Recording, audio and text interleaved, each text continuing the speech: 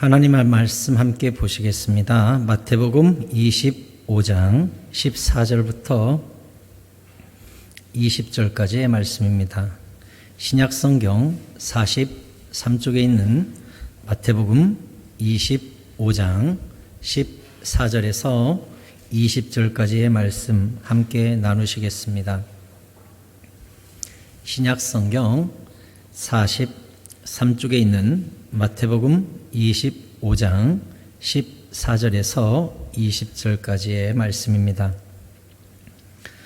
교독하실 때에 제가 14절을 먼저 읽고 한 절씩 교독해 보도록 하겠습니다. 또 어떤 사람이 타국에 갈 때 그 종들을 불러 자기 소유를 맡김과 같으니 각각 그 재능대로 한 사람에게는 금 5달란트를, 한 사람에게는 2달란트를, 한 사람에게는 1달란트를 주고 떠났더니 5달란트 받은 자는 바로 가서 그것으로 장사하여 또 5달란트를 남기고 2달란트 받은 자도 그같이 하여 또 2달란트를 남겼으되 1달란트 받은 자는 가서 땅을 파고 그 주인의 돈을 감추어 두었더니 오랜 후에 그 종들의 주인이 돌아와 그들과 결산할세. 20절 같이 읽겠습니다. 5달란트 받았던 자는 5달란트를 더 가지고 와서 이르되 주인이여 내게 5달란트를 주셨는데 보소서 내가 또 5달란트를 남겼나이다. 아멘. 주님의 크신 은혜와 복이 깨달음이 여러분과 함께 하시기를 축원합니다. 오늘도 주님의 깨닫는 영이 우리와 함께 하실 줄로 믿습니다. 특히 비 오는 날 예배드리러 오신 분들은 보통 믿음이 아니세요. 하나님이 얼마나 기뻐하시겠어요. 이미 집에서 출발하실 때부터 기뻐하신 줄로 믿습니다. 비 온다고 처지지 마시고 아멘 씩씩하게 하셔요. 아멘. 앞으로 수요일 예배 이제 예수님의 비유에 대해서 여러분에게 많이 풀어드리려고 생각을 합니다. 그 첫 번째 비유로 오늘 5달란트, 2달란트, 1달란트 받았던 달란트 비유에 대해서 앞으로 몇 주 동안 여러분에게 말씀의 깊은 깨달음을 나누어 드리려고 합니다. 수요일마다 오셔서 하나님이 우리에게 주신 성경의 많은 비유들에 대해 깊이 깨닫는 지혜를 얻으시기를 축복합니다.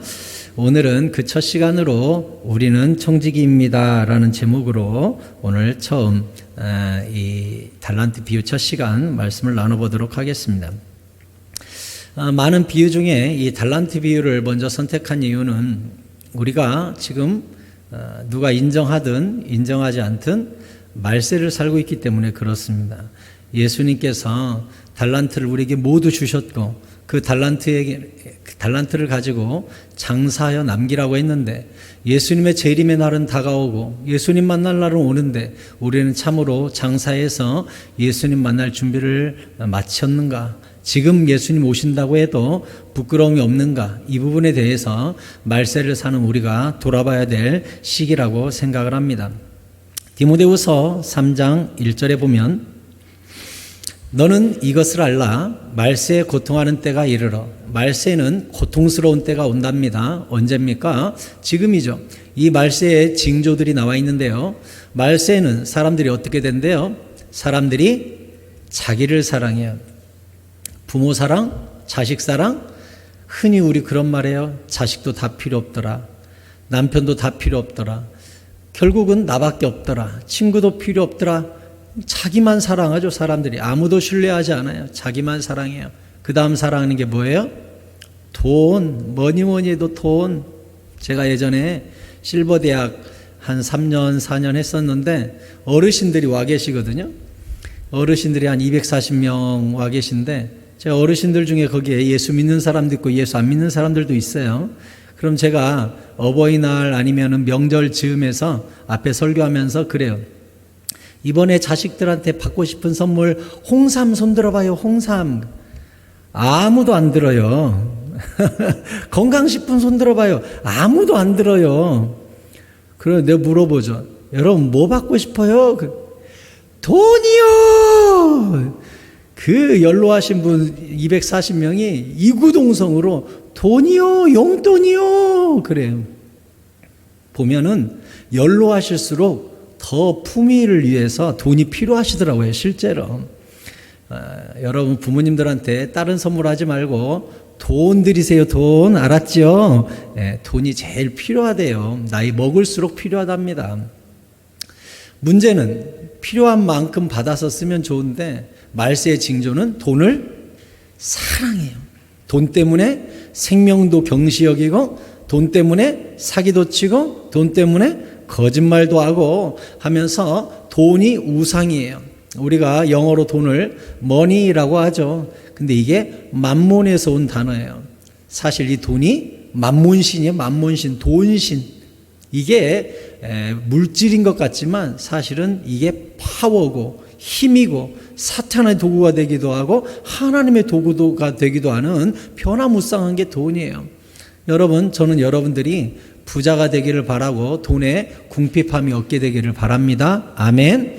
하지만 여러분들이 돈만을 쫓아가고 돈만을 사랑하고 돈이 내 삶의 우선순위에 있는 건 반대입니다. 그러면 안 돼요. 돈은 도구지 목적이 아니에요. 그것만을 위해 살면 안 돼요. 근데 말세에는 돈을 사랑해요. 그 다음 자랑해요. 못난 사람이 없어요. 요즘은 다 똑똑해. 자랑하죠. 교만하죠. 서로 비방하죠. 왜? 내가 잘났으니까. 나를 사랑하니까 나를 침범에 들어오면 밀어내고 비판하고 욕하고 다 똑똑하니까 다 재판장이에요. 또 부모를 거역하고 또 우리가 이제 다다음 주 맥주 감사주일인데 감사하지도 않아요. 말세의 징조는 감사할 줄도 몰라요. 감사는 어디서 나오죠? 겸손해야 되거든요. 근데 겸손함이 없고 교만하니까 감사하지도 않아요. 무엇보다도 거룩하지 않아요. 깨끗한 사람을 존중해 보기보다는 약삭 빠르고 머리 좋은 사람을 존중해 주는 시대예요. 3절에 부정하며 원통함을 풀지 아니하며 모함하며 절제하지 못하며 사나우며 선한 것을 좋아하지 아니하며 배신하며 조급하며 자만하며 쾌락을 사랑하기를 하나님 사랑하는 것보다 더하며 경건의 모양은 있지만 경건의 능력은 부인하니 이 같은 자들에게서 내가 돌아서라 했습니다. 여러분 말세 맞습니까? 이 징조들을 보니까 어때요? 오늘날 진짜 우리가 말세를 살고 있는 거 맞지요? 이 말세에 있어서 우리가 우리 마음과 생각과 성령과 달란트를 잘 지킨다는 것 얼마나 중요한지 몰라요. 아니야, 옛날에도 말세였어. 이렇게 생각하지 마세요. 예전에 제가 신학대학원 다닐 때 교수님이 그런 말씀을 하신 교수님이 계셨어요. 귀신론에 대해서 강의를 하실 때 마귀를 지나치게 연구하는 것은 위험하다. 하지만 마귀에 대해서 연구하지 않는 것이 더 위험하다 그랬습니다. 마귀에 대해서 지나치게 연구하는 것은 위험해요. 하지만 마귀에 대해서 연구하지 않는 것은 더 위험하다고 그랬어요. 저는 여러분에게 똑같이 말씀드려요. 이단을 지나치게 연구하면 위험합니다. 하지만 이단을 연구하지 않으면 더 위험합니다. 여러분 말세에 너무 심취하면 위험합니다. 예수님이 곧 오실 것 같고 공부도 다 필요 없고 건강도 다 필요 없고 돈도 다 필요 없는 것 같고 막 이래버려요. 말세를 지나치게 심취하는 건 위험합니다. 하지만 말세에 대해서 생각하지 않는 것은 더 위험합니다. 그러니까 우리가 이 시대를 분별하고 언제라도 예수님을 만날 준비를 하는 것은 가장 지혜로운 사람이에요. 누가복음 12장 40절에 보면 예수님께서 우리에게 이렇게 말씀하셨어요. 같이 읽을까요? 시작. 그러므로 너희도 준비하고 있으라. 생각하지 않은 때에 인자가 오리라 하시니라. 아멘. 생각지도 못한 때 갑자기 예수님을 우리가 만나거든요. 우리가 지금 언제 죽을지 어떻게 알아요? 갑자기 주님 만날지 어떻게 알아요? 갑자기 심장마비로 죽어서 내일 주님 만날지 우리가 어떻게 알아요? 우리는 도무지 알 수가 없어요. 예수님이 오셔서 말세이기도 하지만 그건 시대적 말세요. 우리가 죽어서 주님을 만나는 건 개인적 말세라고 해요. 우리도 개인적 말세를 언제라도 당할 수 있는 불완전한 세상에서 살고 있기 때문에 오늘이라도 주님 만날 준비를 하면서 부끄러움이 없도록, 생각하지도 못한 때 주님이 우리를 부르신다면 재림을 준비하고 죽음을 준비하는 그런 신앙인들이 되어야 돼요. 오늘 14절에서 뭐라고 주님이 말씀하셨습니까? 또 어떤 사람이 타국에 가는데 그 종들을 불러 자기 소유를 다 맡겼대요. 이게 바로 예수님이 타국에 가셨다, 이 말은 무슨 뜻이죠? 천국에 승천하셨어요. 가면서 우리한테 맡기셨죠. 그리스도의 남은 고난을 내 육체에 채우노라 하면서 주님께서 하실 일들을 우리에게 물려주시고 가셨어요. 땅끝까지 이르러 복음을 전파하라, 경건하라, 거룩하라, 서로 봉사하라, 사랑하라, 많은 숙제들을 우리에게 주시고 주님은 가셨죠. 그리고 다시 와서 언젠가 결산을 하는 거예요. 그렇게 따지자면 우리는 세상의 비유대로 이야기하자면 예수님이 오실 그날을 준비하는 마치 방학을 지나고 있는 거나 같아요. 이제 예수님이 오시는 개학날이 와요. 그때까지 우리가 뭘 해놔야 되죠? 방학 숙제 해놔야 돼요. 주님이 방학날 우리에게 숙제를 주고 가시는 거예요. 개학날 보자. 그러면 우리가 그때까지 하나님의 남겨준 달란트를 가지고 주님 만날 때 부끄러움이 없는 준비를 해야 돼요. 준비. 예수님은 그러면 우리에게 가시면서 어떤 부탁을 했고 어떤 이 말세에 우리가 달란트들을 갖고 있는 것일까요? 예수님은 저 먼 나라로 가시면서 이런 부탁을 했습니다. 사도행전 1장 4절에 보니까 예수님께서 승천하시기 직전에 사도들을 불러 모으셨어요. 이렇게 말씀하십니다. 사도와 함께 모이사 그들에게 분부하여 이르시되 예루살렘을 떠나지 말고 내게서 들은 바 아버지께서 약속하신 것을 기다려라. 5절 요한은 물로 세례를 베풀었으나 너희는 몇 날이 못 되어 성령으로 세례를 받으리라 하셨느니라 했습니다. 성경에 보면 우리 모두가 마땅히 해야 될 방학 숙제들이 엄청나게 많습니다. 계시록, 이 창세기부터 계시록까지 보면 우리가 해야 될 숙제, 아직 못한 숙제가 가득가득합니다. 이거 우리가 다 지키고 천국 갈 수 있을까요? 그 누구도 이거 완성 다 못합니다. 방학 숙제 다 못해요, 우리. 근데 숙제집은 이렇게 두꺼워가지고 여기 있는 숙제들을 다 하라고 우리에게 주고 가셨거든요. 못해요. 그러면 선택적으로 숙제해야 되겠죠. 어떤 건 해야 되고 어떤 건 못하고, 그게 뭐라고 그래요? 은사대로, 재능대로, 달란트대로라고 하는 거예요. 근데 우리는 알아요? 우리 달란트를 정확히 알아요? 나는 무슨 달란트가 있어? 물론 연구하고 기도하다 보면 나는 전도의 달란트가 있어, 나는 섬김의 달란트가 있어, 나는 가르침의 달란트가 있어 하고서 달란트들을 우리가 알아낼 수 있죠. 하나님이 우리를 이 땅에 보낼 때는 이미 달란트들을 품고 태어나게 하셨거든요. 그래서 우리 모두 다 자기 자신을 잘 돌아보면 하나님이 어떤 달란트를 주셨는지 다 알 수 있어요. 그런데 그 달란트를 내 힘으로 발견하고 내 힘으로 발전시키고 내 힘으로 그것을 발휘할 수 있느냐? 그렇지 않아요. 그래서 모든 사람에게 하나님은 성령을 주세요. 성령을 각 사람에게 다 주세요. 그래서 마가다락방에 120 문도들이 모여서 전심으로 하나님께 기도했을 때 급하고 강한 바람이 휙 불었어요. 이게 뭐예요? 전체에 불었어요.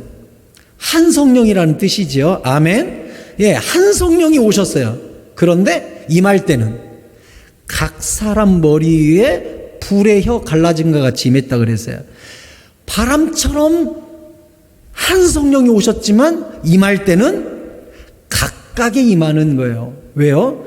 각각에 임하신 성령께서 우리의 보혜사가 되셔서 인도자가 되시고 깨닫게 해주시고 때로는 도와주시는 성령으로 이 안에 오시는 거예요. 그러니 우리는 청직인데 많은 청지기 중에 가장 내 안에 품어야 될 가장 기본적인 청지기적 사명은 무엇이냐? 모든 청지기는 공통적으로 반드시 소유해야 되는 그게 무엇이냐면 바로 성령 충만하셔야 합니다. 여러분 성령 충만하셔야 합니다. 왜요? 성령이 아니하고서는 주를 주시라 할 수도 없고 달란트를 발휘할 수도 없고 아무것도 못해요. 무능하다고요. 고린도전서 12장 3절에 같이 읽을까요? 시작. 그러므로 내가 너희에게 알리노니 하나님의 영으로 말하는 자는 누구든지 예수를 저주할 자라 하지 아니하고 또 성령으로 아니하고는 누구든지 예수를 주시라 할 수 없느니라 했습니다. 여러분, 성령 없이 대학 교수할 수 있습니다. 성령 없이 목사님 되는 사람도 있습니다. 불행하게도. 성령 없이 장로님 될 수 있습니다. 성령 없이 권사님 될 수도 있어요. 성령 없이 집사님 될 수도 있어요. 하지만 성령 없이 그리스도인은 못 됩니다. 성경이 뭐라 그랬어요? 성령이 아니하고서는 누구든지 예수를 주님이라고 부를 자가 없다 그랬습니다. 그러므로 사랑하는 성도 여러분, 무조건 성령 받으셔야 합니다. 그래야 그 성령님이 믿음 주시고 내 달란트가 뭔지도 가르쳐 주시고 성경에 있는 수많은 숙제 중에 그때그때 성령님이 너의 그 다음 숙제는 이거야. 너의 그 다음 단계는 이거야. 승보가 이제 이거 넘을 차례야. 승보가 이제 이거 한번 극복해보자. 이 단계로 올라가보자. 하고 성령님이 그때그때 숙제를 가르쳐줘요. 그걸 뭐라 그래요? 성화라고 그래요. 성화는 스스로 절대 이룰 수도 없고 깨달을 수도 없어요. 근데 성령님이 내 안에 오시면 성령님이 나를 깨우치시죠. 너 왜 그 짓 했니? 회개하자. 그리고 이번에 그거 극복해보자. 돌파해보자. 올라서보자. 단계 딛고 올라서자. 성령님이 여기서 자꾸 자극을 하시는 거죠. 성령 받은 증거는 그거예요. 성령님은요, 이 안에 오면 침묵하고 계시는 분이 아니에요. 시시때때로 말씀 중에 성경 읽다가 예배드리다가 때로는 기도하다가 길을 걷다가 성령님이 시시각각 말씀하십니다. 승복이 너 왜 그랬어? 이번에 이거 고쳐보자. 이거 돌파해보자. 이거 순종해보자. 이 말씀 내 말씀으로 한번 해보자. 성령님이 늘 도전하시는 거예요. 찔림이 있는 거예요. 숙제가 있는 거예요. 그 사람이 성령 받은 사람입니다. 이게 전혀 없다? 오늘 밤 하나님께 결판 내야 돼요. 내게 성령을 부어 주시옵소서. 왜? 예수님께서 분명히 말씀하셨어요. 진리의 성령이 오시면 너희를 이끄실 거라고. 요한복음 16장 7절에 굉장히 중요해요. 오늘 여러분에게 이 비유의 첫 번째 앞서서 성령 이야기를 하는 것은 말세는 성령의 시대이기 때문에 그래요. 말세 징조를 이길 방법은 성령의 능력밖에 없고 내가 달란트를 남기는 것도 성령의 능력밖에 없기 때문에 그래요. 그 말씀 유념해서 들으세요. 7절에 예수님께서 제자들에게 이렇게 말씀하십니다. 그러나 내가 너희에게 실상을 말하노니 내가 떠나는 것이 이게 뭐예요? 주님께서 타국에 가시는 거죠. 승천하시는 거예요. 그러면서 내가 가는 것이 너희에게 유익이다. 아니, 예수님이 계시는 게 유익이지 가는 게 유익입니까? 왜 가는 게 유익이라고 말씀하셨을까요? 뭐래요? 내가 떠나가지 아니하면 보혜사가 너희에게로 오시지 않을 것이다. 이 보혜사 뜻이 뭔 줄 알아요? 곁에 선자, stand by me, 바로 내 옆에 서 계신 분, 그게 보혜사예요. 그러면 성령이 내 옆에 왜 서 계세요? 도와주려고, 위로해 주려고, 이끄시려고, 깨우쳐 주시려고 나의 모든 것 되시는 성령께서 보혜사, 돕는 분으로 우리에게 오신다는 거예요. 예수님이 계시면 유대밖에 복음이 전파되지 않지만 성령이 오시면 전 세계 모든 열방 가운데 무리바다 덮음같이 주의 영이 임함으로 모든 영혼을 각각 인도해낼 수 있잖아요. 그러니 예수님이 뭐라고 하시는 거예요? 내가 가는 것이 이 세상에는 유익이다. 성령이 온 세상을 덮어가지고 모든 사람에게 각각의 예수님으로 예수의 영으로 오니까. 아멘. 그래서 우리가 예수님을 반드시 예수의 영이신 성령을 받아야 되는 거예요. 그동안은 성경을 통해서 말씀을 통해서만 알던 예수님이 내 안에 인격으로 오셔서 승보가 나랑 교제하자, 이야기하자, 내 말에 귀를 기울여다오, 순종해다오 하면서 깨우쳐 주시고 눈물도 주시고 희락도 주시고 확신도 주시면서 가니 성령 받는 게 얼마나 중요합니까? 할렐루야. 반드시 성령 받아야 돼요. 유익해요. 그러면서 뭐래요? 내가 가면 내가 그 보혜사 성령을 너희에게로 보내줄 것이다. 8절에 성령님이 와가지고 하시는 일이 뭐래요? 죄에 대하여, 의에 대하여, 심판에 대하여 세상을 책망하실 거래요. 그러면 성령 받았다면 성령께서 오셔서 가장 먼저 이끄시는 것, 가장 먼저 깨우치시는 게 뭔지 여기 적어 놓은 거예요. 잘 보세요. 여러분이 성령 받았는지 안 받았는지 이걸 통해 알 수 있으니까 9절에서 뭐라 그랬습니까? 죄에 대하여라 하면 그들이 나를 믿지 아니하미요. 여러분, 예수님 말씀하신 이 세상이 지을 수 있는 가장 큰 죄가 뭔 줄 압니까? 이 세상이 지은 가장 큰 죄 여기 써놨어요. 무슨 죄죠? 예수님을 안 믿은 죄. 이게 가장 큰 거예요. 그거 하나만으로 무조건 지옥 가거든요. 천국 갈 방법은 예수 믿는 것밖에 없거든요. 그러니 가장 큰 죄는 예수님을 거절한 죄, 예수님을 안 믿은 죄, 여호와 이름을 만홀히 여긴 죄, 교회를 우습게 여긴 죄, 예배를 우습게 여긴 죄. 큰 거예요 이게. 그게 죄예요. 나를 믿지 아니한 것. 이게 성령이 와가지고 그럼 하시는 일은 뭐예요? 이걸 바꿔 생각하면 되죠. 죄에 대하여라면 그들이 나를 믿지 아니하며, 이걸 바꿔 말하면 성령님이 오시면 나를 믿게 함이니라 이 뜻이잖아요. 그러니까 성령님이 오면요 예수님이 믿어져요. 할렐루야. 믿어져요. 십자가 위에서 2000년 전에 돌아가신 예수님이 나와 무슨 상관이 있는가? 상관이 있다는 게 믿어지는 거예요. 그 피가 오늘 내 죄를 씻는다는 게 이상하게 남들이 볼 땐 비상식적이지만 믿어지는 거예요. 희한하게. 사랑하는 성도 여러분, 2000년 전에 예수님께서 갈보리 십자가 위에서 모든 물과 피를 흘리심으로 내가 받을 저주를 대신 받으신 까닭에 오늘날 나의 모든 저주가 씻겨져 갔음을 믿으시기 바랍니다. 여러분 안에 성령님이 계신 거예요. 할렐루야. 그 아멘 한 사람은 성령님이 계신 거예요. 성령님이. 성령이 아니하고선 그게 안 믿어지는 거예요. 예수님이 말씀하셨어요. 그가 와서 죄에 대하여 가르쳐 줄 거다.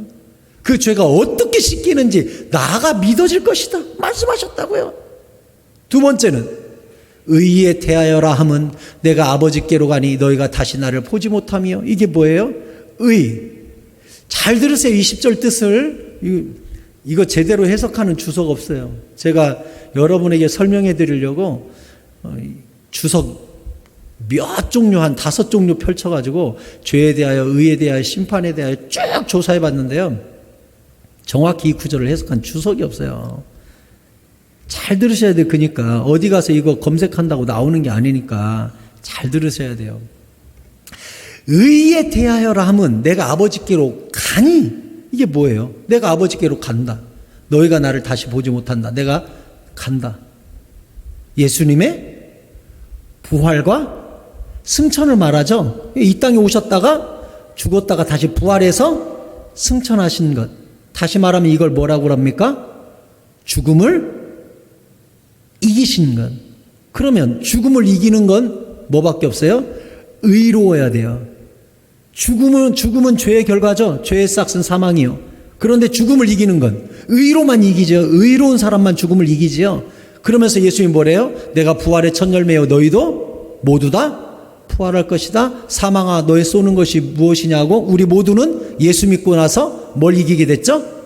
죽음을 이기게 됐어요. 우리는 안 죽어요. 우리 죽어도 다시 삽니다. 우리는 죽음은 자는 겁니다. 예수님의 천사장의 호령과 나팔 소리에 우리 모두 깨어서 공중에서 주님을 만날 줄로 믿습니다. 이거예요. 그게 바로 의예요.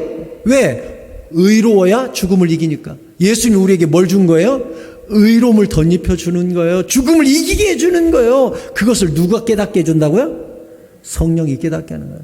다시 그럼 이제 여러분에게 두 번째 믿음에 대해서 물어봐야겠습니다. 첫 번째는 예수의 십자가가 우리의 모든 죄를 씻었음을 믿으십니까? 두 번째 묻겠습니다. 우리도 예수님처럼 부활하여 천국 백성 될 것을 믿습니까? 아멘이지요. 그럼 우리 안에 지금 뭐가 와 계신 거예요? 성령이 와 계신 거예요. 할렐루야. 네. 11절에는 성령님이 세 번째 심판에 대하여라 함은 이 세상 임금이 심판을 받았습니다. 이게 뭐예요? 주님이 이미 죽음을 이김으로 말미암아 이 땅의 모든 권세와 능력을 밟고 마귀의 권세와 공중 권세를 이기시고 주님이 이미 왕권을 가지고 심판주가 되셨음을 성령님이 우리로 하여금 믿게 한다는 뜻이에요. 여러분, 심판을 믿으십니까? 예수님이 심판주가 되실 것을 믿으십니까? 그게 믿어진다면 우리 안에 지금 뭐가 와 계신 거예요? 성령이 와 계신 거예요. 왜? 예수님 말씀하시기를 성령이 오시면 죄에 대하여, 의에 대하여, 심판에 대하여 믿어진다는 거예요. 죄란 십자가에 보혈로 말미암아 우리 죄가 씻어졌으며, 의라 함은 예수님의 공의로 말미암아, 예수님의 의로움으로 말미암아 우리가 죽음을 이기고 예수님처럼 천국에 가서 하늘의 상속자가 된다는 게 의에 대하여, 심판은 주님이 그 재림의 날 우리 모두 행함에 따라 낱낱이 심판하시는 왕 중의 왕이 될 것을, 심판주 될 것을 믿으면 이 세 가지가 믿어지는 것 자체가 누가 하시는 일이라고요? 성령이 하시는 일이라고요. 다시 여러분께 저는 믿음을 촉구합니다. 죄에 대하여, 의에 대하여, 심판에 대하여 모든 권세가 예수 그리스도께 있음을 믿으시기 바랍니다. 그렇다면 우리 안에 성령님이 와 계세요. 그런데 12절에 내가 아직도 너희에게 이를 것이 많지만 지금은 너희가 감당치 못한다. 왜요?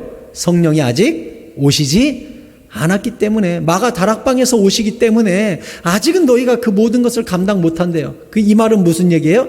성령님이 오시면 이 일 외에도 감당치 못할 많은 깨달음과 그분의 사역들이 있을 거라는 뜻이겠죠. 13절 그러나 진리의 성령님이 너희에게 오시면 그가 너희를 모든 진리 가운데로 인도하신대요. 앞에서는 예수님이 몇 가지 진리만 말씀하셨죠? 세 가지 진리. 어떤 진리? 죄, 의, 심판. 세 가지 진리만 말씀하셨어요. 근데 성령님이 오시면 이 세 가지 진리뿐만 아니라 모든 진리를 너희로 하여금 깨닫게 해주시고 자극하시고 도전하시고 고치게 하시고 지혜를 얻도록 성령님이 모든 진리 가운데로 인도해 주신다는 거예요. 그러니까 성령님이 오는 게 얼마나 큰 유익입니까? 그런데 이 성령님이 오셔가지고 진리로 인도하시는데 어떻게 인도하신다고요? 그가 스스로 말하지 않아요. 성령님이 오시면 성령님이 자기 뜻을 말하는 게 아니라 오직 들은 것, 하나님의 깊은 것이라도 통달하시는 분이 하늘의 메시지를 나에게 주어서 하나님의 뜻을 깨닫게 함으로 너희의 장래일을 너에게 알리신다. 너희 미래를 책임지신다. 너희 미래와 통행하신다. 그러면 그 성령님이 오셔서 진리 가운데로 인도하시고 우리 미래를 책임지시면서 어떻게 한대요? 14절에 그가 예수님의 영광을 나타내리니 예수님의 것을 가지고 너희에게 알리시겠습니다 했어요. 그래서 성령을 뭐라고 한다고요? 예수의 영이라고 하는 거예요. 바꿔 말하면 성령님이 오셔서 무슨 일을 한다는 겁니까? 예수님의 일을 하신다는 거예요. 그러면 우리는 흔히 그런 말 하지요. 우리가 예수 믿고 작은 예수가 돼야 된다. 이 말 많이 들어보셨죠? 들어보셨습니까? 그 뜻이 이제 뭔지 아시겠어요? 성령을 받으면 그 성령께서 내 안에 내주하시고 좌정하셔서 내 삶을 예수 닮은 사람으로 끌고 가는 거예요. 그래서 우리가 작은 예수가 되는 것, 이것을 성령의 뭐라고 하냐? 열매라고 하는 거예요. 성령의 열매는 9가지 다 예수님의 성품이거든요. 이해가 되셨습니까? 그래서 성령 받으면 점점 누구를 닮아간다? 예수님을 닮아가는 거예요. 고린도전서 2장 10절에 보면 오직 하나님이 성령으로 이것을 우리에게 보이셨으니 성령은 모든 것, 곧 하나님의 깊은 거라도 통달하니까 성령님이 하나님의 것을 듣고 예수님이 하시는 말씀을 고스란히 진리 가운데로 나에게 이끄시면서 말씀하시지요. 11절에 사람의 일을 사람의 속에 있는 영 외에 누가 알리요? 이와 같이 하나님의 일도 하나님의 영 외에는 아무도 하지 못. 진리를 그러니까 누구만 풀어줄 수 있다? 하나님의 영만이 풀어줄 수 있으니 너희를 진리 가운데로 이끄시는 성령께서 반드시 너희 가운데 계셔야 너희를 진리, 아까는 세 가지 진리를 깨우쳐 주셨죠. 뭐였어요? 죄, 의, 심판. 이것은 대표적인 것이요, 수많은 진리가 또 있다는 거예요. 예수님이 하시는 그 일들 가운데로 하나님의 영이 우리를 진리 가운데로 이끄시는 거예요. 12절에 우리가 세상의 영을 받지 아니하고 오직 하나님으로부터 온 영, 성령을 받았으니 이는 우리로 하여금 하나님께서 우리에게 은혜로 주신 것들을 알게 하려 하심이라. 이게 뭐예요? 은혜로 주신 것들, 진리라고 하는 거예요. 그 진리를 알게 하시려고 성령님이 온다는 거예요. 이 크신 은혜를 깨닫게 하기 위해서. 13절에 우리가 이것을 말하거니와 사람의 지혜가 가르친 말로 아니하고, 이 진리는 사람의 지혜로 깨달을 수 없는 지혜예요. 성경의 지혜는. 그럼 어떻게 깨달아요? 오직 성령께서 가르친 것으로 깨닫는데 영적인 일은 영적인 것으로 분별하느니라. 아멘. 여기 이제 성경이 풀려요? 이 말이 어려웠었죠. 그런데 이제 앞에 듣고 들으니까 쉽지요. 이게 뭐예요? 성령은 하나님의 영이고 그 영적인 분이 우리 안에 계셔서 영적인 진리는 영적인 분이 해결해주고 해석해 주어야 깨달아진다는 거예요. 얼마나 중요해요. 14절에 육에 속한 사람은 하나님의 성령의 일들을 받지도 못해요. 진리를 깨닫지도 못해요. 성경에 돼지에게 진주를 던지지 말라 그랬죠. 돼지한테 진주 줘봐야 먹는 것도 아니네. 똥무더기에 묻혀버려요. 그런데 우리는 영적인 사람은 영적인 걸로만 분별하기 때문에 진주를 귀한 줄 알고 귀하게 여기죠. 진리를 귀하게 여기죠. 그러니까 설교 말씀을 듣고 진리 가운데로 아멘하고 진주가 진주인 줄 알고 보화가 보화인 줄 아는 것, 이게 바로 성령 받은 사람입니다. 아멘. 성령 받은 사람은요, 그래서 설교 중에 오 진리네, 보화네, 아멘, 아멘 하고 보화를 취해요. 성령 받지 못한 사람은 뭔 소리인지 하나도 모르겠네. 에이, 이거 누구 들으라고 하는 소리네. 에이, 어쩌네, 에이, 어쩌네. 진주를 진주로 알아먹질 못해요. 그러면 그건 진주가 문제예요? 받지 못하는 사람이 문제예요? 받지 못하는 사람이 돼지예요. 돼지한테 진주를 던지지 마라. 도리어 너를 해할까 염려하라 그랬잖아요. 그래서요, 돼지 같은 사람은 못 깨닫는 거예요. 아무리 이야기해도. 그러면 내가 설교 말씀에 아멘이 되고 자극이 되고 도전이 되고 진리 가운데로 이끄심을 받고 순종해야 되겠다는 결심이 생겼다. 이것 자체가 뭐예요? 우리 안에 진리로 이끄시는 성령님이 계시다는 증거예요. 그래서 저는 여러분께 말씀드립니다. 설교 중에 아멘 하시기 바랍니다. 그러셔야 돼요. 고개도 끄덕이시고 적으시고 결심도 하시고 기도 시간에 눈물도 흘리면서 성령의 이끄심에 납작이 엎드려서 복종하셔야 돼요. 여기서 고개 빳빳이 쳐들고 저항하기 시작하면 성령이 근심하시고 침묵하시고 떠나는 역사가 일어나는 거예요. 성령님이 말씀하실 때 부지런히 찬양하라 내 영혼아, 감사하라 내 영혼아, 순종하라 내 영혼아 하면서 나를 주님의 영 앞에 복종시켜 나가야 돼요. 그 사람이 점점 예수 닮아가는 사람이 예수님 닮아 작은 예수가 되는 거예요. 육에 속한 사람은 하나님의 성령의 일들을 받지도 않아요. 도리어 공격해요. 이는 그것들이 그에게는 어리석어 보이며, 말씀이 어리석어 보여. 성령이 없으니까. 세상 사람들한테 얘기해봐요. 알아듣지도 못해요. 공격해요. 너나 예수 믿어라. 그런다니까요. 또 그는 그것들을 알 수도 없어요. 왜? 그러한 일은 영적으로만 분별할 수 있기 때문에. 말씀이 깨달아진다. 설교가 깨달아진다. 영적인 게 영적으로 해석되기 때문에 우리 안에 성령이 계시다는 증거라는 거예요. 얼마나 놀라워요. 여러분, 말씀이 깨달아지는 것 가벼이 생각하시면 안 돼요. 큰 기적이요, 큰 은혜인 줄로 믿습니다. 말씀이 깨달아지고 설교가 깨달아진다? 이거 보통 일이 아니에요. 세상 사람들은 알지도 못하고 공격하고 지혜도 없다니까요. 근데 우리는 그렇구나, 내가 이렇게 살아야겠구나, 아멘이구나, 내 영혼이 새로워지는구나, 성령님이 나를 영적으로 이끄는구나, 막 깨달아진다? 와, 영적으로만 불변되는 일들이 깨달아지는 것 자체가 네 안에 성령님이 계시다는 거예요. 진리로 이끄시는 영이 계시다는 거예요. 15절에 신령한 것은 그러므로 모든 것을 판단하죠.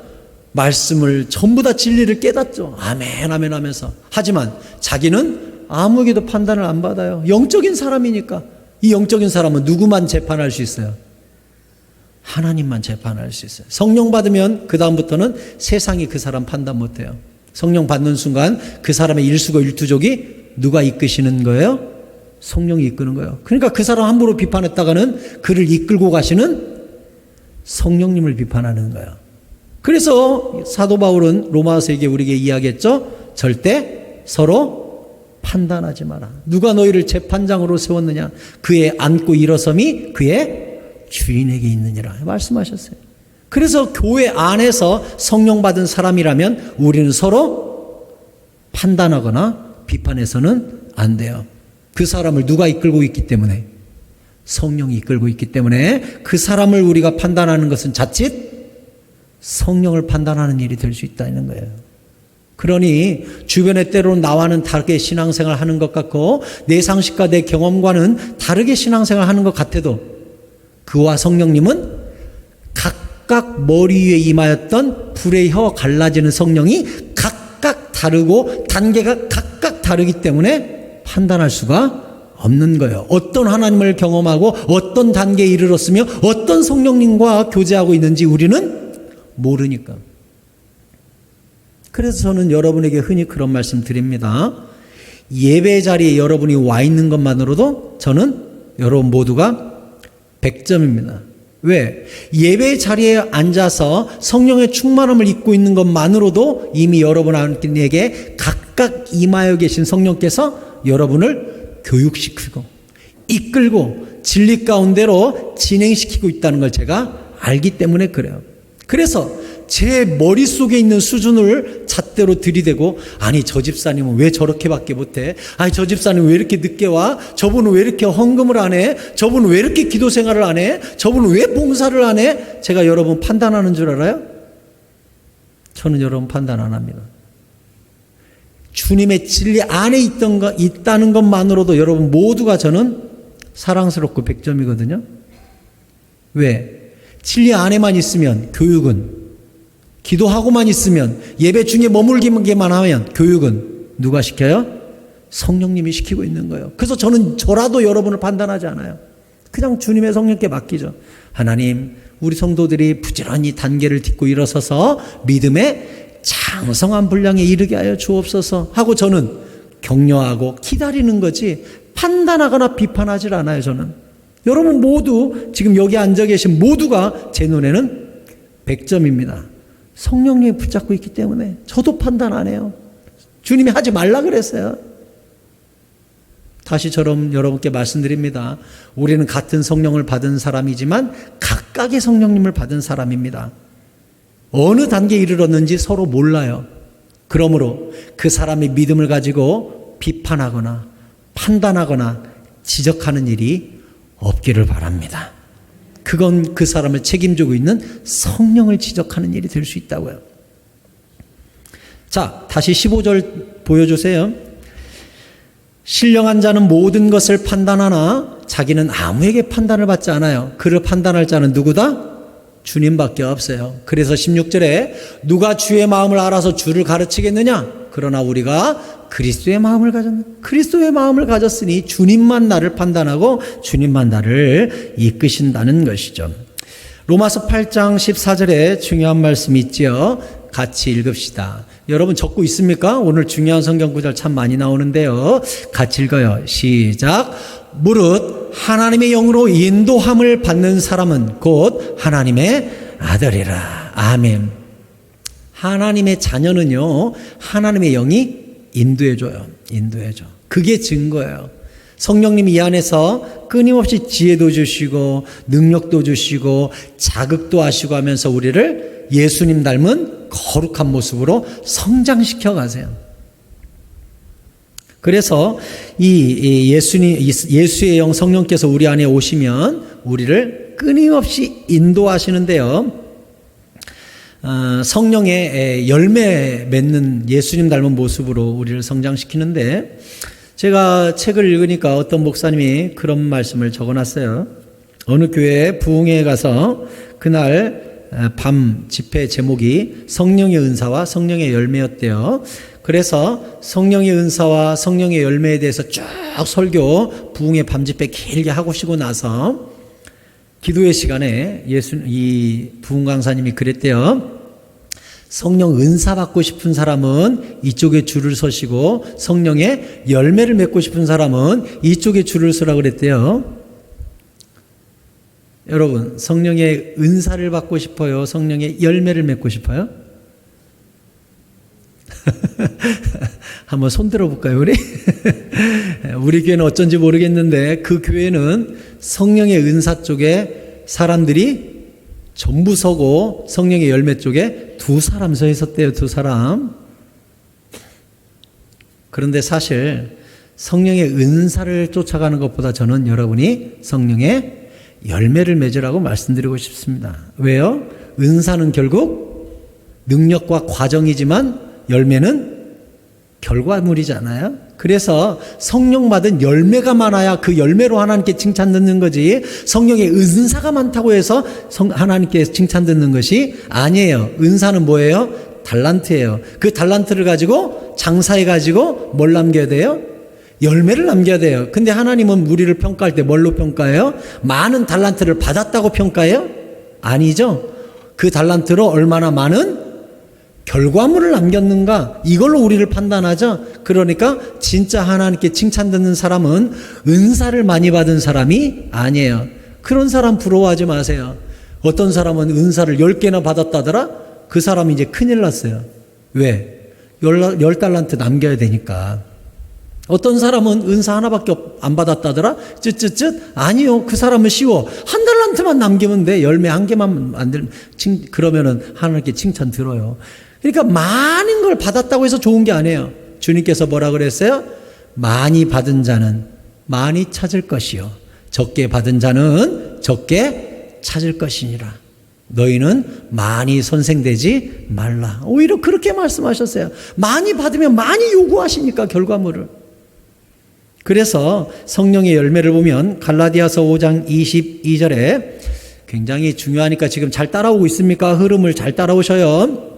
오직 성령의 열매는 사랑과 희락과 화평과 오래 참음과 자비와 양성과 충성과 온유와 절제니 이 같은 것을 금지할 법이 없느니라. 어때요? 아니, 22절 여기 나와 있는 성령의 9가지 열매를 보니까 다 누구의 성품이에요? 예수님의 성품이에요. 인격이에요. 그래서 흔히 하는 말이 뭔 줄 압니까? 예수 믿으면 가장 마지막에 변하는 것이 인격이에요. 인격. 그 말은 바꿔 말하면 성품이 가장 안 변한다는 거예요. 가장 변하기 힘든 게 성품이라는 거예요. 왜? 성령의 은사는 다 하나부터 10까지 성품이에요. 인품이에요, 저게. 그러니까 성령 받은 사람은요, 그 성품 자체가 점점 예수 닮아가는 열매를 맺어요. 점점 더 온유해져요. 점점 더 사랑해요. 화평을 도모해요. 오래 참아요. 충성해요. 예수님처럼 끝까지 절제해요. 이게 성령 받은 사람의 증거예요. 성령 안 받은 사람, 예수 안 닮은 사람은 미워해요. 분노해요. 화평을 깨뜨려요. 조급해요. 용서하지 않아요. 충성하지도 않아요. 온유하지도 않아요. 급해요. 그러면 제가 이야기한 그 모든 것들이 아까 처음 제가 서두에서 이야기했던 말세의 징조잖아요. 여기 있는 거 그대로 반대로 하면 그게 뭐예요? 말세의 징조예요. 그 말세의 징조를 성령 받으면 그 말세가 고스란히 예수의 열매로 바뀌는 거예요. 이게 바로 성령 받은 사람의 증거예요. 그러면 우리는 알 수 있죠. 말세의 주님께서 내가 너에게 성령을 보내리라 이야기하시고 말세를 준비하게끔 하시고 주님이 떠나시면서 성령을 보내셨는데 그 성령은 고스란히 말세의 징조와 반대로 움직이시는 분이라는 걸 알 수 있어요. 예수 닮아가는 인격과 인품을 끊임없이 우리한테 만드시는 분이라는 걸 알 수 있어요. 여러분, 이 말세의 시대에 우리 모두가 성령 충만하여 사도 바울이 이와 같은 자에게서 너희가 돌아서라. 아까 그랬죠? 이 말세 모든 징조를 쭉 읊으시고 사도 바울이 뒤에서 뭐라 그랬어요? 너는 이 같은 자들에게서 돌아서라 그랬어요. 근데 돌아서는 방법이 내가 그렇게 안 살아야지 해서 돌아서지는 것이 아니지요. 오늘 이 9가지 열매를 보니까 성령이 오셔야 이 말세의 징조로부터 예수 닮은 성품과 인품으로 나를 돌아서게 만들어주신다는 걸 알 수 있죠. 할렐루야. 그렇다면 우리가 끊임없이 성령 충만해야겠죠. 24절 그리스도 예수의 사람들은, 이건 바꿔 말하면 성령의 사람들은 이라는 뜻이겠지요. 성령의 사람들은 육체와 함께 그 정욕과 탐심을 십자가에 못 박았.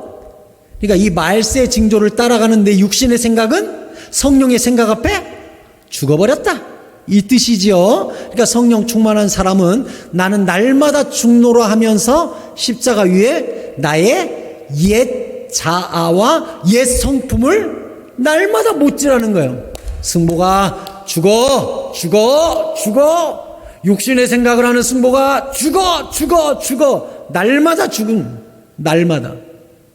날마다 십자가에 나를 죽이는 거예요. 그럼 이건 우리에게 힌트를 줍니다. 늘 성령 충만하기 위해서는 날마다 죽어야 되는데, 날마다 성령 충만하고 날마다 내가 죽기 위해서는 날마다 진리 가운데로 이끄시는 성령 앞에 기도하고 음성 듣고 순종하지 않으면 안 죽어지는 거예요. 성령 충만은 누구에게 와요? 기도하고 말씀 앞에 엎드리고 끊임없이 나를 쳐 복종시키는 사람, 그 사람이 성령 충만한 거예요. 내가 빳빳이 살아나면 절대 성령 충만 못하는 거예요.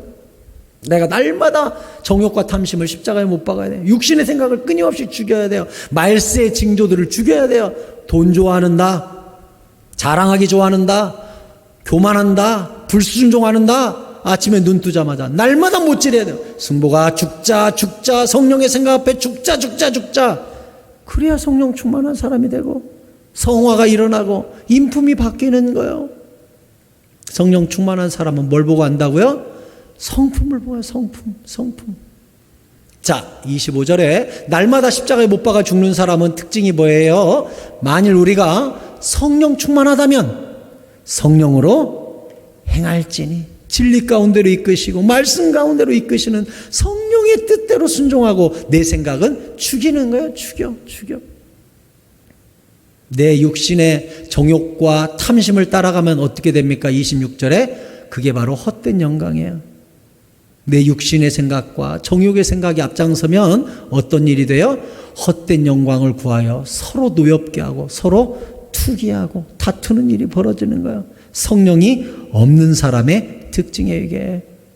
그럼 성령 충만한 사람의 특징은 헛된 영광을 구하지 않고 서로 종노릇하는 거예요. 피차 복종하는 거예요. 그 사람에게 역사하시는 성령을 존중해 드리는 거예요. 그 사람을 존중하는 게 아니죠.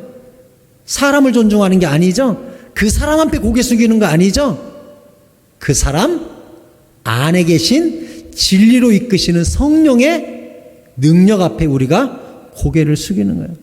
그러니까 우리가 누구는 나이를 많이 먹었고 누구는 안 먹었고 누구는 힘이 세고 누구는 약하고 누구는 돈이 많고 누구는 지식이 많고 다 다르죠. 그걸로 우리가 서로 판단하면 안 돼요. 그분 안에 여기 계신 모든 분들께 성령님이 계심으로 그 성령님이 그 사람을 책임지고 이끄신다는 걸 믿고 신뢰함으로 그 사람에게 피차 복종하고 순종하고 존중하는 거예요. 그 사람이 대단해서가 아니라 그분 안에 있는 성령님이 대단해서 그분을 존중해드리고 비판하지 않는 거예요. 그게 교회 공동체의 특징 아닙니까? 우리 새사랑교회가 나의 육신의 생각과 나의 지혜와 나의 경험으로 서로를 잣대질하고 판단하고 그렇게 하는 거 아니에요. 하지 마세요. 성령님이 그분 안에서 내가 여기까지 했다 어쩔래? 그러면 우리 뭐라고 할 겁니까? 나중에 천국 가서 성령님이 너 내가 그애 붙잡고 부지런히 키우고 있는데 너 막 비판하더라? 왜 나 멸시했냐? 그러면 천국 가서 뭐라고 할 겁니까 우리가? 그래서 우리가 피차 물고 뜯지 말고 서로 순종하고 복종하고 존중하고 서로 나보다 남을 낮게 여기고 나는 낮추라고 성경에 이야기하고 있는 거예요. 자칫하면 죄 지으니까 그 사람을 이끌고 있는 성령을 멸시하게 되니까 절대 판단하거나 비판하지 말라고 그렇게 이야기하고 있어요. 거룩한 것은 거룩한 것으로 분별하니까. 여러분, 주님은 저 하늘로 올라가시면서 우리에게 내가 다시 올 텐데 너희들이 달란트를 가지고 있어라 하면서 각각의 재능을 주셨는데 오늘 그 첫 시간으로 가장 중요한 청지기적 사명 중에 으뜸, 모든 청지기라면 반드시 가져야 될 그것 말씀드렸습니다. 그게 뭐라고요? 성령 충만하셔야 돼요. 반드시 성령 충만하셔야 돼요. 그리고 날마다 기도하고 말씀 앞에 엎드리면서 나를 죽이고 성령의 증거가 되는 진리 앞에 아멘 하시고 서로 판단하지 마시고 비판하지 마시고 나를 남보다 낮추시고 남을 나보다 높이시면서 낮게 여기면서 교회 공동체가 천국 공동체가 되므로 우리 새사랑교회 성도님들이 하루가 가고 이틀이 가고 1년이 가고 2년이 가면 인품이 달라지고 성품이 달라지고 독사 같던 사람이 늑대 같던 사람이 털이 빠져서 양털이 뽀송뽀송하게 나고 발톱이 빠져서 예쁜 발가락이 나오고 이빨이 빠져서 양의 아름다운 이가 나오고 눈이 쏙 빠져서 양처럼 에레게 된 눈이 나오고 점점 예수님 닮아요. 예수 오래 믿을수록 도끼가 생기고 내 판단 기준이 앞서고 내 말대로 하고 이러면 이게 성령의 증거가 아니란 말이에요. 우리 교회가 늘 성령 충만하여 성령의 열매를 맺는 흔적들이 모든 성도들 가운데 거룩하게 일어나기를 축원합니다. 그리고 여러분 성령의 은사보다 성령의 열매를 추구하세요. 진짜 바뀌는 건 정말 바뀌기 힘든 건 인품이에요. 인격이에요. 성품이에요. 이게 가장 늦게 바뀌어요. 이 부분에 대해서 늘 주님 앞에 나 자신의 탐심과 정욕을 십자가에 못 박고 내 생각이 아니라 성령의 생각을 늘 앞세우고 모든 것이 은혜입니다 하고 납작이 엎드려 진리 앞에 고개를 숙인다면 성령님은 우리를 장악하시고 통치하시고 이끄시고 진리 가운데로 인도해 주셔서 수많은 성령의 열매가 우리 모든 교회와 성도들 가운데 주렁주렁 맺히게 될 줄로 믿습니다. 기도합시다.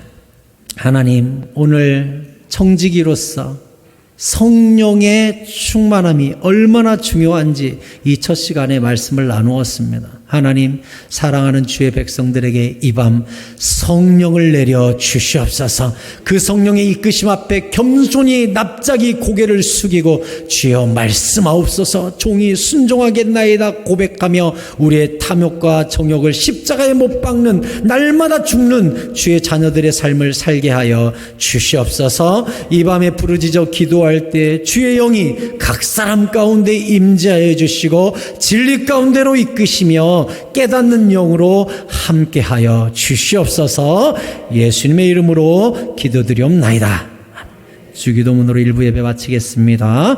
하늘에 계신 우리 아버지여, 이름이 거룩히 여김을 받으시오며 나라 임하옵시며 뜻이 하늘에서 이룬 것 같이 땅에서도 이루어지이다. 오늘날 우리에게 일용할 양식을 주시옵고 우리가 우리에게 죄 지은 자를 사하여 준 것 같이 우리 죄를 사하여 주시옵고 우리를 시험에 들게 하지 마시옵고 다만 악에서 구하시옵소서. 나라와 권세와 영광이 아버지께 영원히 있사옵나이다. 아멘.